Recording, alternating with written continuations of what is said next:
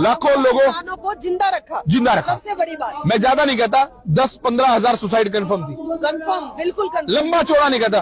15,000 आदमियों को जिंदगी देना, 15,000 आदमियों को जिंदगी देना अगर देशद्रोही है तो फिर मैं अक्सर कहता हूँ कि सबसे पहला देशद्रोही मैं हूँ, मैं इनके साथ खड़ा हूँ। पता है एक बरवाला का आश्रम था, जब वहां से जाता हूँ तो कहानियां है, भाई साहब अंदर मैं गया नहीं, लेकिन फिर भी अखबारों ने इनके लिखा, ये लोग तो नहीं लिखते ना।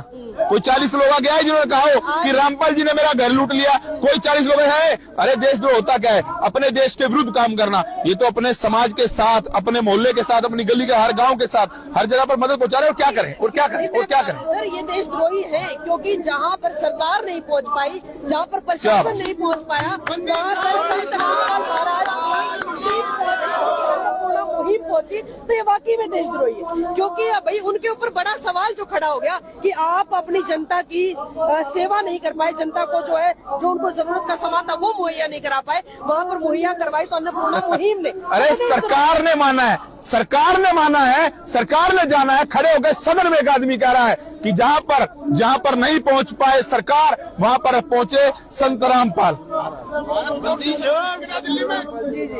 रामपाल जी को देशद्रोही कहना, मैं कहता हूँ अगर देशद्रोही ऐसा होता है ना तो भाई सारे ही देशद्रोही हो जो भाई, फिर तो सही है। 50-40 हजार आदमी घर तो बसेंगे, ठीक है, लाखों लोग घर कम से कम खाने को रोटी तो आएगी। ऐसे देशद्रोही सारा समाज, सारा शहर और सब हो जाए। पहली बार देशद्रोही वर्ल्ड पर मैं बोल रहा हूँ, लेकिन मैं कहूंगा मैं संत रामपाल जी से मिला नहीं हूँ जनाब, मैंने नहीं देखा। मैंने देखा है, क्या देखा? काम देखे वो, मतलब वो एक बात कहते हैं, मतलब आदमी कर्म बोलते हैं, तो इनके कर्म बोलते हैं, इनके काम बोलते हैं। अगर इनके कर्म बोलते हैं तो मैं कहता हूं अगर उनको देशद्रोही कहा जा रहा है तो सबसे पहला देशद्रोही मैं, और वो देश की धरोहर है, द्रोही नहीं, धरोहर है, द्रोही नहीं। ये मैं लिख के देता हूं और एफिडेविट पे लिख के देने को तैयार हूं जनाब, अगर ऐसा देशद्रोही होता है। हाँ, ऐसी बात करते हैं।